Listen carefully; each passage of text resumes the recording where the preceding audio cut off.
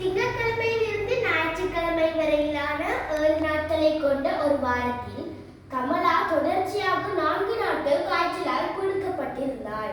இதற்கேற்ப கமலா சந்தேகமின்றி காய்ச்சலால் பீடிக்கப்பட்டிருந்த ஒரு நாளை கூறக்கூடிய கிழமை நாள் எது? இப்ப நாங்க திங்கள்ல இருந்து ஞாயிறு வரைக்கும் குறிச்சுக்கணும்.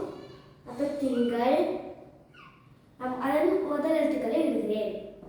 செவ்வாய், புதன், வியாழன், வெள்ளி, சனி, ஞாயிறு. இப்ப இந்த கிழமை நாட்கள்ல இப்ப அவ தொடர்ச்சியாக 4 நாட்கள் செல்லவில்லையாம். தொடர்ச்சியாக 4 நாட்கள் செல்லவில்லைன்னா முதலாவதாக திங்கட்கிழமை செல்லாம விட்டிருந்தாண்டா வியாழக்கிழமை வரைக்கும் செல்லாம விட்டிருப்பா. இது முதலாவது சந்தர்ப்பம். இப்ப செவ்வாய்க்கிழமை செல்லாம விட்டிருந்தாண்டா தொடர்ச்சியாக 4 நாட்கள்டா வெள்ளிக்கிழமை வரைக்கும் செல்லாம விட்டிருப்பா. அது 2வது சந்தர்ப்பம். அடுத்ததாக புதன்கிழமை அவ செல்லாம இருந்திப்பாண்டா தொடர்ச்சியா 4 நாட்கள் தாத்தல சனிக்கிழமை வரைக்கும் செல்லாம இருந்திப்பா. அது 3வது சந்தர்ப்பம்.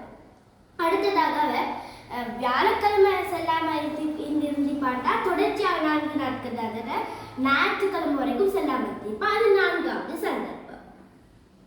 இப்ப இங்க ஒரு சந்தர்ப்பம், 2 சந்தர்ப்பம், 3 சந்தர்ப்பம், 4 சந்தர்ப்பம். இந்த 4 சந்தர்ப்பங்களை இருந்து பார்க்கக்குள்ளேயும் இந்த 4 சந்தர்ப்பங்களை பார்க்கக்குள்ள வியாழக்கிழமை தான் வருகிறது. அப்ப காய்ச்சலால் பீடிக்கப்பட்டிருந்த ஒரு நாளை கூறக்கூடிய கிழமை நாள் யாருன்னு